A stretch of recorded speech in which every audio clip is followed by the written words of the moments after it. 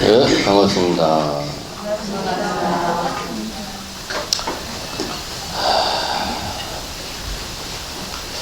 예, 부처님 당시에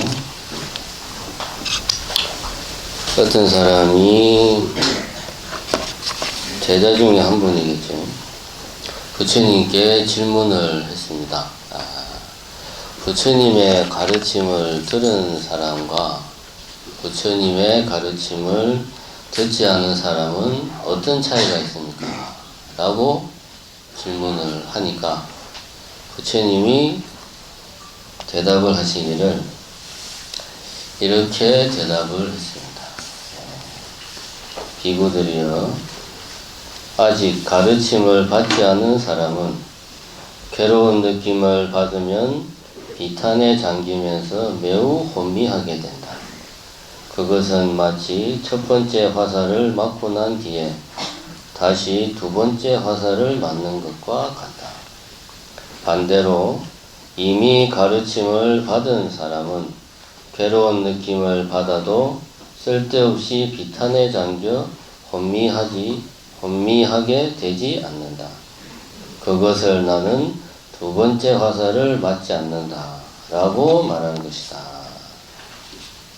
요약을 하면 부처님의 가르침을 들은 사람은 두 번째 화살을 맞지 않는다. 네, 반갑습니다.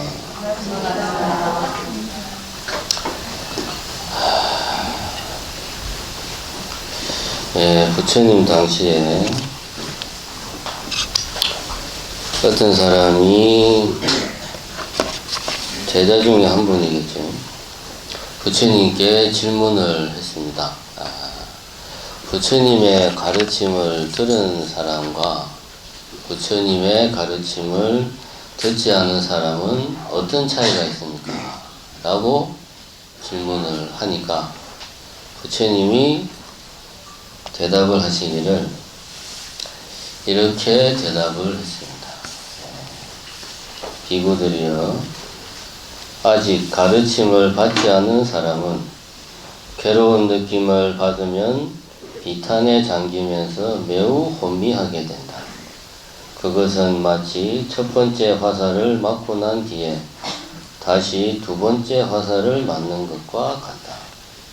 반대로 이미 가르침을 받은 사람은 괴로운 느낌을 받아도 쓸데없이 비탄에 잠겨 혼미하게 되지 않는다. 그것을 나는 두 번째 화살을 맞지 않는다 라고 말하는 것이다. 요약을 하면 부처님의 가르침을 들은 사람은 두 번째 화살을 맞지 않는다 라는 이야기죠. 자, 오늘은 이 부처님이 이제 잡아안경에 나온 부처님의 본문인데 이걸 가지고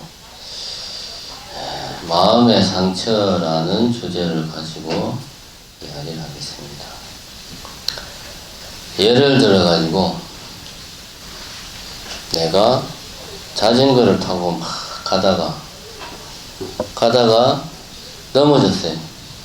넘어져 가지고 무릎이 까졌어요. 무릎이 까지면은 상처가 나고 피가 나죠. 아프죠. 자전거를 타다가 자빠져 가지고 무릎이 까졌어요. 그래 가지고 상처가 나고 막 피가 나. 자, 이런 상황을 한번 염두에 두고 생각을 해 봅시다.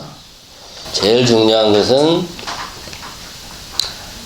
상처는 너무 당연한 이야기인데 상처는 저절로 생기지 않는다. 예를 들어서 가만히 있는데 갑자기 머리에 혹이 뽕 나가지고 막 그런 일은 없죠. 가만히 있는데 무릎이 까져가지고 막 피가 나는 일은 없습니다. 그죠? 가만히 있는데 팔이 뚝 떨어져가지고 팔에서 이제 피가 철철철 나는 그런 일은 없어요. 상처는 반드시 뭔가 내지는 누군가가 나에게 어떤 액션을 취했을 때 상처가 납니다. 너무 당연한 이야기인데 이게 꼭 우리가 일단은 염두에 둬야 된다. 지금 이 경우에는 자전거를 타다가 넘어졌어. 그래서 길바닥하고 내 무릎하고 마찰을 일으킨 거예요. 그래서 상처가 난 겁니다. 상처라는 것은 절대로 자기 혼자 생기지 않는다. 우선 이 점을 우리가 딱 명심을 해야 되고, 좀 당연한 이야기를 하고 있습니다. 두 번째는 상처가 나면 뭘 해야 됩니까? 치료를 해야지, 그죠?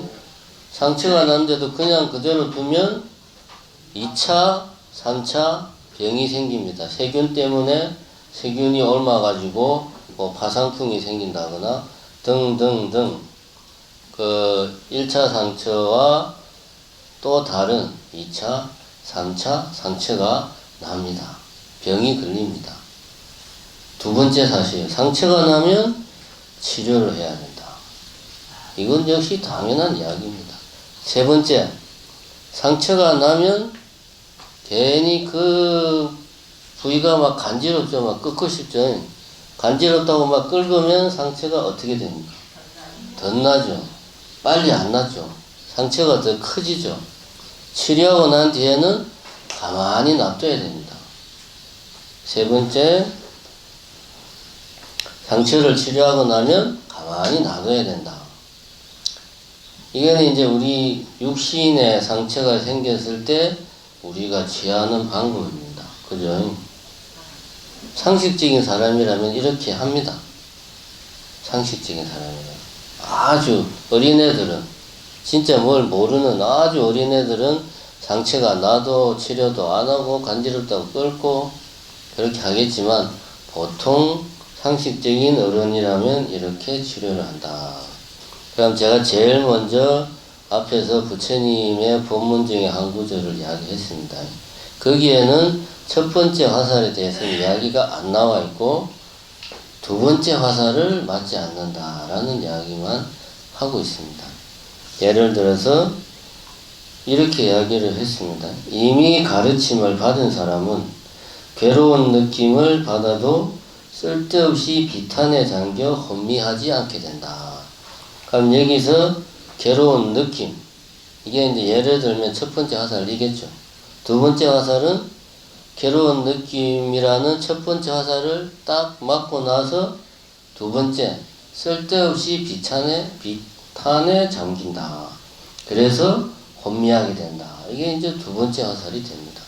그럼 이 자전거 타다가 상처난 경우에 첫 번째 화살은 뭡니까? 자전거를 타다가 상처가 났다. 끓히고 피가 난다. 이게 첫 번째 상처입니다. 두 번째 상처는 예를 들면 치료를 하지 않고 방치했다가 파상풍이 걸렸다. 이건 이제 두 번째 화살을 맞는 거죠. 아니면 치료를 엄마가 잘 해줬는데 간지러운 거 못 참아서 막 긁었다. 딱지가 떨어지고 상처가 더 아파. 이게 이제 두 번째 화살을 맞는 거죠.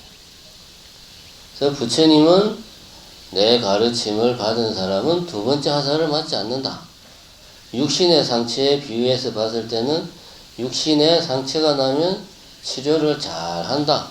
내 가르침을 받은 사람은 그런 이야기입니다. 이렇게 육신의 상처를 생각을 하면 참 쉬워요. 근데 이제 마음의 상처를 생각해 보자. 오늘의 이야기는 육신의 상처에 관한 게 아닙니다. 저는 의사가 아니기 때문에 육신의 상처는 제 전공 분야가 아니에요. 저하고는 아무 관련이 없습니다. 그냥 여러분들의 이해를 돕기 위해서 잠깐 이야기했습니다. 그럼 마음의 상처, 예를 들어서 A라는 친구가 있는데 내하고 가까운 친구, 5손가락 안에 들어가는 가까운 친구가 있다. 근데 내하고 이야기도 잘 통하고 많은 일을 같이 이제 많은 시간을 같이 보내는 친구예요. A라는 친구. 근데 언제부턴가 내기에 A라는 친구가 내에 대한 험담을 하고 다닌다. 이런 이야기가 내기에 들리는 거야. 그래서 그런 말을 들으면 기분이 어떻겠어요? 본인한테 직접 들은 것도 아니고 내가 진짜 믿고 신뢰하는 가까운 친구인데 그 친구가 내 험담을 하고 다닌다라고 소문이 도는 거야. 기분이 나쁘죠. 기분이 나쁘고 배신감을 느끼고 화도 날꾸고 세상 살 맛도 안 날꾸고 그런데 면전에다가 친구한테 그런 말은 차마 못하겠고 그래서 친구를 볼 때마다 어색해지고 멀어지고 또 한편으로는 미안한 마음도 들고 내가 왜 이러 쓸데없는 소문 때문에 내가 왜 이러지 자괴감도 들고 제 이야기가 맞죠. 이게 정상적인 사람입니다. 부처님이 아닌 이상. 자, 이런 상황을 생각을 해보자. 이 경우에 자, 우리가 생각해야 될 거. 그럼 이 경우에 첫 번째 화살은 뭡니까? 그냥 말이지 말, 소문. 내 귀에 들리는 말. 말은 아무런 느낌이 없어요. 그냥 말이에요. 시끄러운 말, 이런 건 있겠지. 볼륨을 너무 키워서 소리가 들려서 귀가 아프다. 대신에 너무 작아서 잘 안 들린다. 짜증난다. 이런 건 있겠지. 근데 이거는 그냥 말입니다. 말 그 자체는 기분 나쁜 말도 없고 기분 좋은 말도 없어요. 말 안에 기분 좋다, 기분 나쁘다, 화난다, 슬프다 이런 게 말 안에 들어 있을까요? 그런 게 들어있는 말이 있으면 나한테 갖고 와. 그럼 내가 내 통장에 있는 돈 다 줄게 내가. 진짜로. 말 안에는 그런 거 아무것도 없습니다. 그죠? 말이라는 게 우리가 무슨 그릇도 아니고 어떻게 그런 걸 담을 수가 있대. 첫 번째 화살은 그냥 말이에요. 이렇다더라. 그냥 말입니다. 그 친구는 말을 함부로 하더라. 자기 자식 자랑을 너무 대놓고 하더라. 이런 그냥 말이에요. 그럼 두 번째 화살은 뭡니까?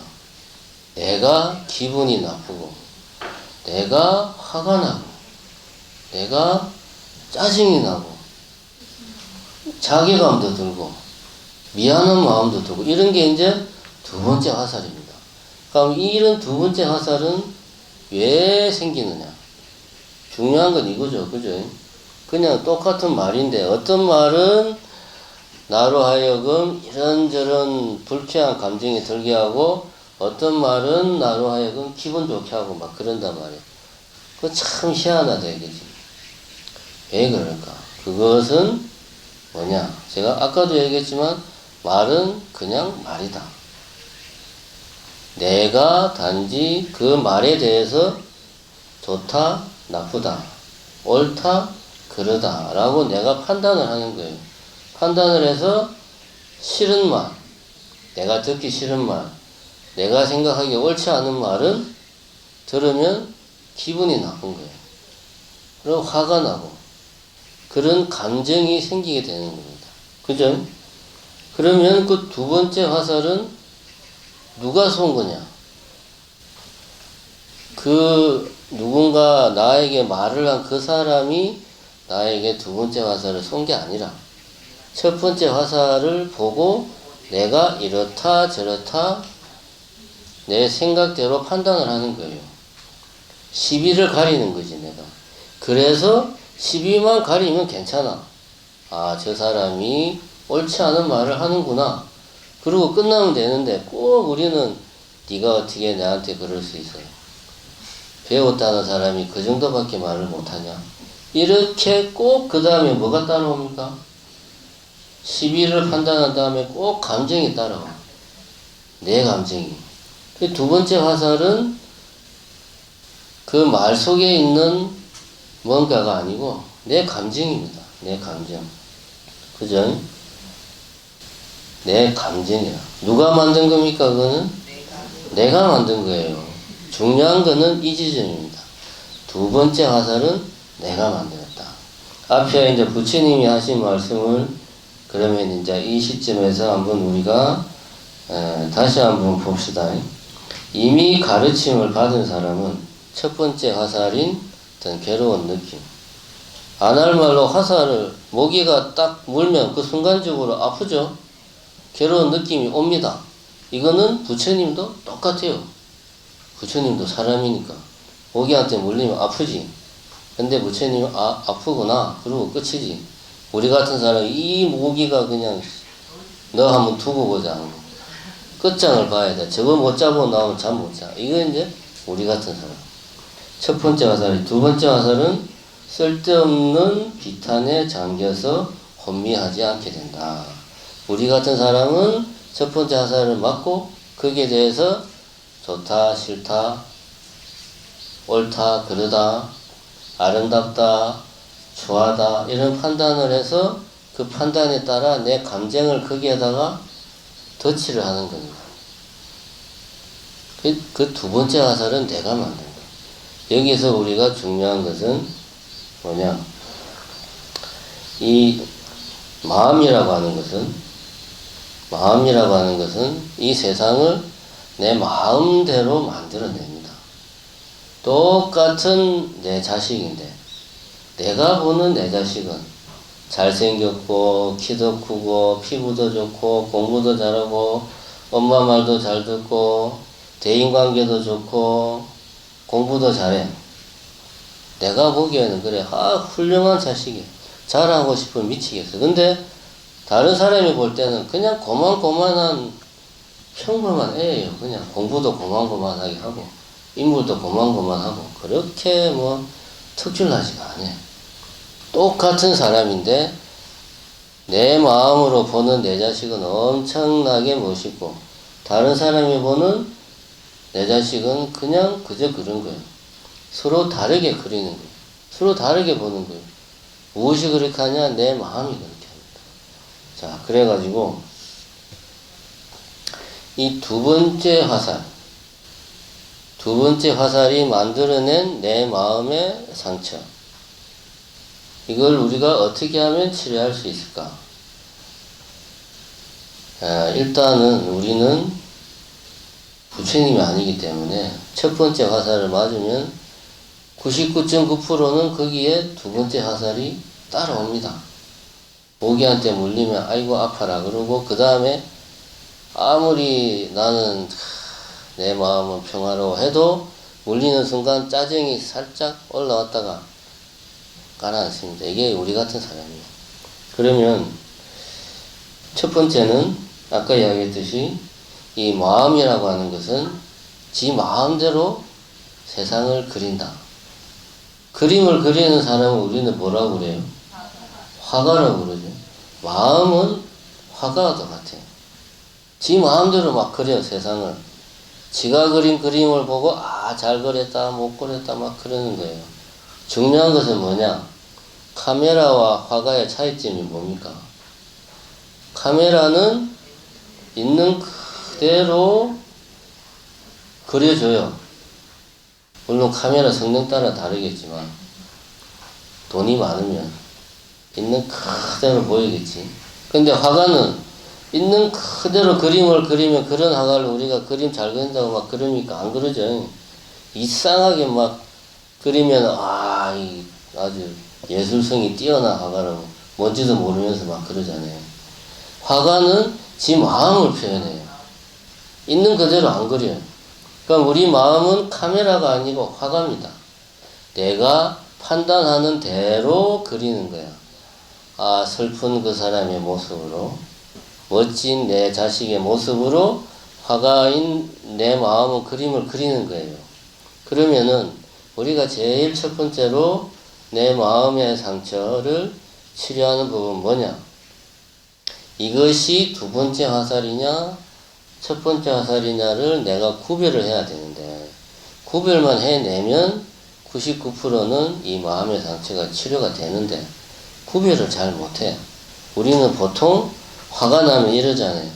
화가 난다. 참아야지. 내가 그래도 불자인데 내가 참아야지. 이거는 치료하는 게 아니고 뭡니까? 그냥 화를 억누르는 거예요. 치료가 아닙니다. 억누르는 거예요. 대신에 치료를 하려면 요것이 첫 번째 화살이냐, 두 번째 화살이냐를 내가 관찰을 해야 돼. 잘 살펴봐야 돼. 다시 말해서, 화가 난다. 그런 나에 대한 험담을 듣는 순간 속에서 화가 난다. 그러면 화가 나는 내 마음속 풍경을 내가 마치 사진을 찍듯이 잘 살펴봐야 됩니다. 꼼꼼하게. 아, 지금 심장이 벌렁벌렁 거리는구나. 뒷골이 땡기는구나. 이런 등등. 내가 그 친구한테 내 마음속으로 막 쏘아붙이는구나. 그런 모습을, 내 모습을, 화가 난 내 모습을 잘 관찰을 해야 돼요.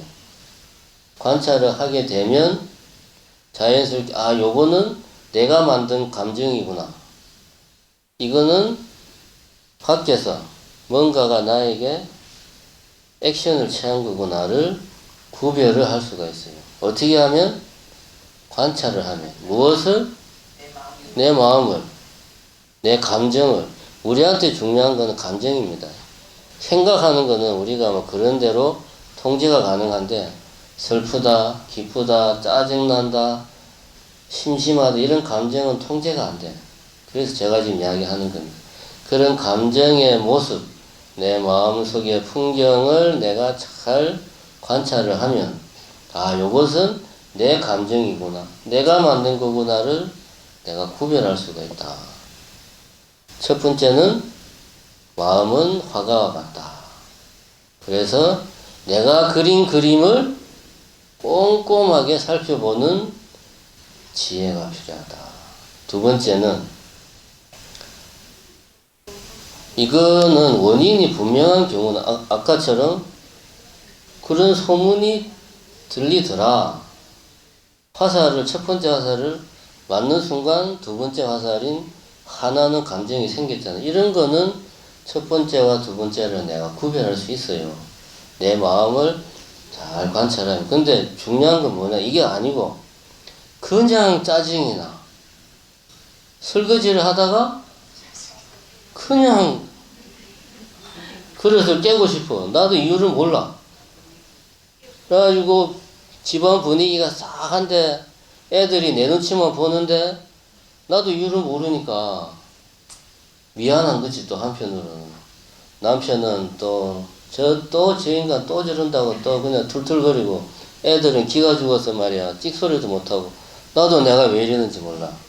이런 경우가 문제예요. 이건 뭐냐? 자, 내 감정을 관찰을 합시다. 관찰을 해도 첫 번째 화살이 안 보여. 그럼 첫 번째 화살이 없는가요? 있죠. 근데 예를 들면 이런 겁니다.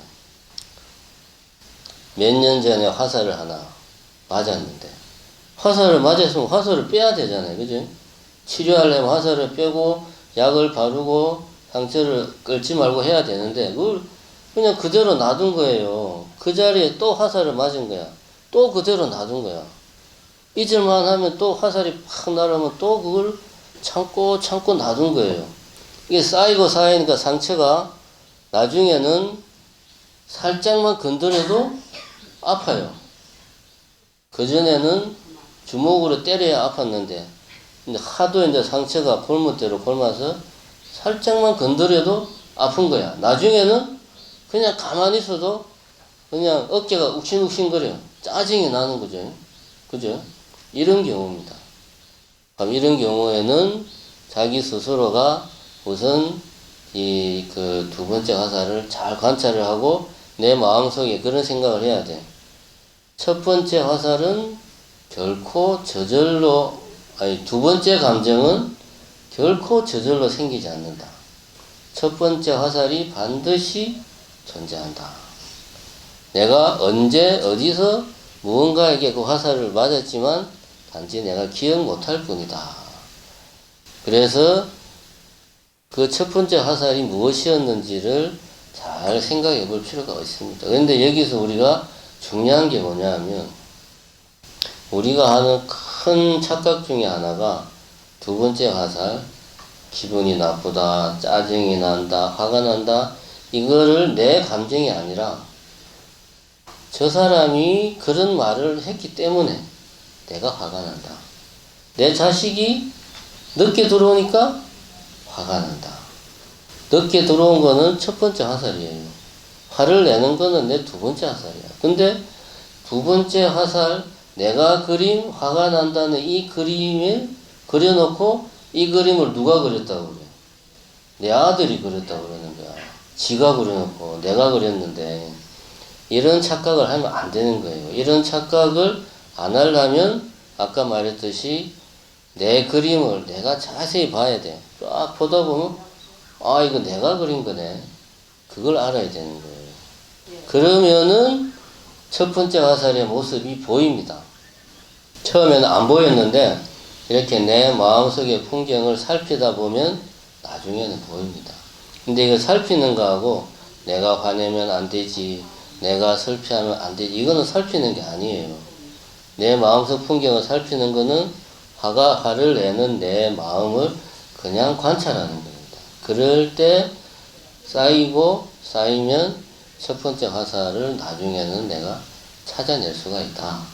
그냥 그 화살을 뽑아내고 치료를 하면 되는 거예요. 시간이 걸리겠지만.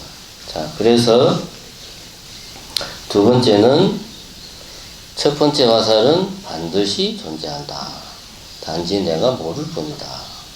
첫 번째는 마음은 화가와 같다. 내가 그린 그림을 내가 알아야 된다. 이게 첫 번째입니다. 내가 그려놓고 남이 그렸다고 남에게 덮어씌우지 마라. 이게 첫 번째, 내 마음의 상처를 치료하는 겁니다. 그래서 또 아까는 이제 암경에 나온 부처님 말씀을 이야기했고, 우리가 이제 그 아까도 신중청 할 때 화엄경 약창계 했잖아요. 거기 보면 야마천궁 개창품 막 나왔잖아요. 그 야마천궁 개창품의 내용이 뭔지 압니까? 당연히 모르지. 나도 모르는데. 그 화엄경 그 80화엄 그 방대한 내용을 다 본 사람이 무비스님이나 봐지 우리가 뭐 알겠습니까? 솔직히 말해서. 그래서 제가 여러분들을 위해서 무비스님 책에서 한 구절을 뽑아왔습니다. 제가 할 일이 뭐 그런 거지 다른 거 있겠습니까?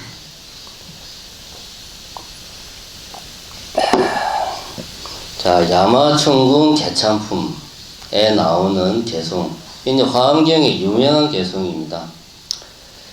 심여 공화사하니 능화제세간이라. 오원실종생하야 무법이 부존이라. 여심불여기하고 여불중생년하니 응지불여심하니 체성계 무진이라. 뭔가 좋은 말인 것 같은데 뭔 말인지 모르겠죠. 그래서 제가 한글로 된 거를 또 적어왔습니다. 자, 합장하시고 따라하세요. 마음은 화가와 같아서 모든 세간을 그려내나니 오온이 마음 따라 생기어서 무슨 법이나 못 짓는 것 없도다. 마음과 같이 부처 또한 그러하고 부처와 같이 마음 또한 그러하니 부처와 같이 중생 또한 그러하니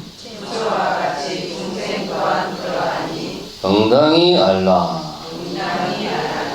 부처나 마음이나 그 성품 모두 다함이 없도다.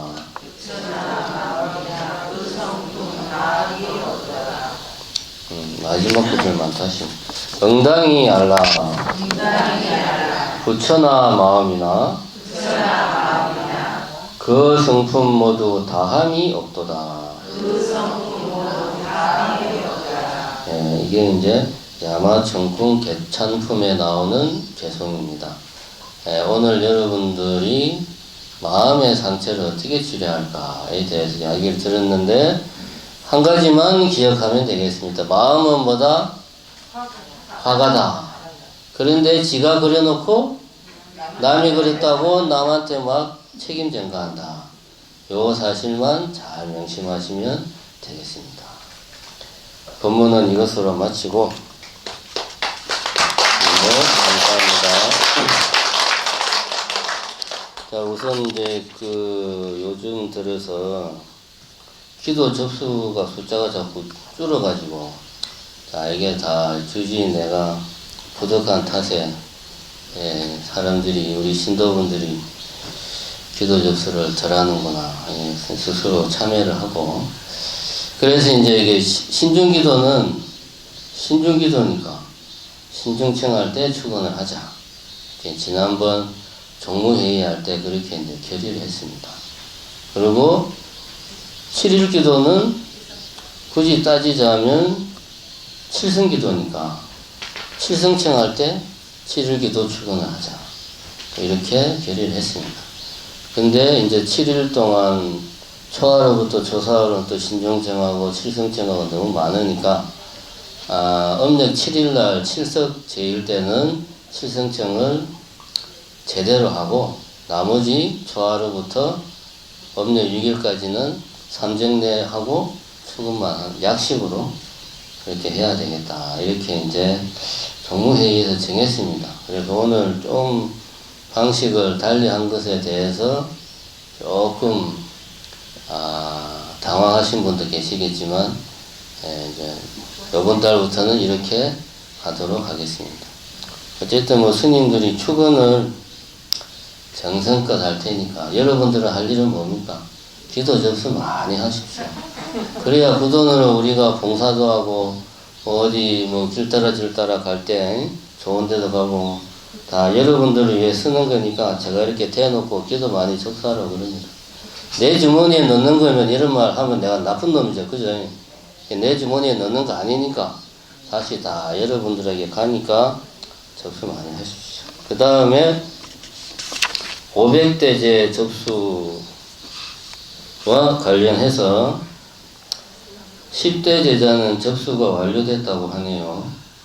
그 다음에 나머지 3존불 16성중 500나님 접수 중이니까 접수 어떻게 해야 됩니까? 많이 하십시오. 혼자만 하나만 달랑 하지 말고 주변에 같이 하자고. 주지를 하려면 그 얼굴에 철판을 깔아야 돼요. 그래야 주지를 하겠더라고. 두 번째는 미야마 성지순례를 11월 달에 우리가 가죠. 원래는 20명 정도 생각을 해서 다 찾는데 중간에 이제 또 피치 못할 사정으로 빠지신 분들이 몇 분 있습니다. 그래가지고 한 3명에서 4명 정도 지금 더 다시 지금이라도 나 미얀마 가고 싶다 하시는 분은 접수를 받습니다. 주변에 가고 싶었는데 다 찼다고 해서 아쉽게 포기하신 분이 있으면 이참에 이야기해서 한 3사람에서 4사람 정도 더 갈 수 있다고 하니까 주변에 잘 한번 이야기해 보시고 또 본인도 가고 싶으면 이야기를 해 주시기 바랍니다. 예, 공지사항 이것으로 마치겠습니다. 감사합니다. 수고하셨습니다.